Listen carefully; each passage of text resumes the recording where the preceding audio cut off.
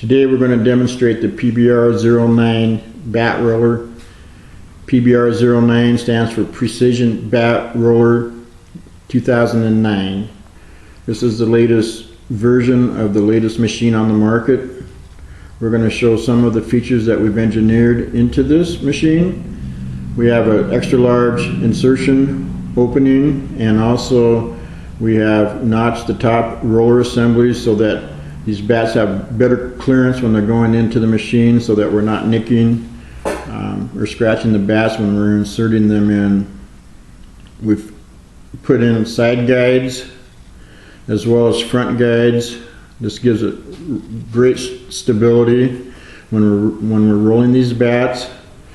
We have 6-inch top rollers and a 7-inch bottom roller, and she's turning it so that we can see that it has insertion pins that go in, which are really the drive pins. We wanted to point those out. We're installing those really deep into these rollers, and we're also epoxy gluing them in so that they simply are not going to come out. And so now we're going to go ahead and demonstrate how to roll these bats. It's really quite simple. I've asked my helper to come in and do that today. She's installing it, and she's centering up the sweet spot of the bat over the 7-inch bottom roller. And then she went ahead and she turned down the top handle until the bat's just touching and making good contact, but there's really no pressure on this bat right now. It's just making good contact. She rolled it a few times to make sure that it's good and seated. Okay, now this particular bat has been pre-rolled before, so we're going to go through the different steps to show you how to roll it, but we're not going to go ahead and turn it the full 20 revolutions per increment.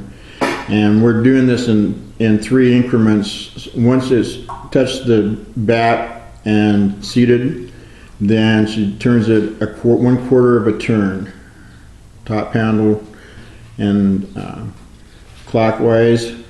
She's going to go ahead and turn it several times. Now you would want at least 20 revolutions on the bat, and it turns rather easily. You can turn it forward, you can turn it back, it really doesn't matter. You notice how stable that this bat is on these rollers. This machine works really well. Okay, you would do a full 20 revolutions, maybe 25, but she's going to go ahead and turn it up to the half, which is another 1/4 of a turn. Now she's at a full half turn, and again you would roll it a good 20 to 25 revolutions. We're recommending 20. 25 wouldn't hurt either. Also, while she's turning this, I just want to point out how well this machine is built. We're using 3/8 inch steel throughout. We've put in 5/8 inch holes on the bottom, so you can lag it to a table, or like we have done here, you can go ahead and clamp it to the table. And again, you would go a full 20 revolutions, but this has been pre-rolled, so we don't really want to do that. Now we're going to go to a full 3/4 of a turn, and maybe just a little bit more. Okay, and so once you get to the full 3/4 of a turn, then you would turn it another 20 revolutions, and you can tell that we've got quite a bit of pressure on this bat. It's a little bit harder for her, but she's not a 200-pound man either, so you can tell that this is really not a difficult operation.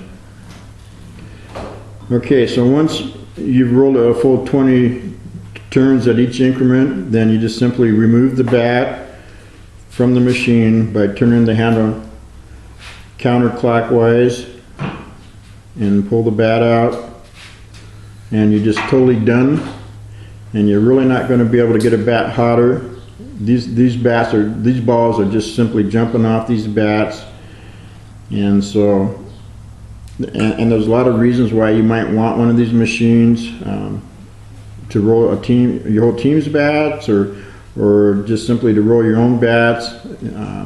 So anyway, We appreciate your time, and that ends our demonstration for today. Thank you.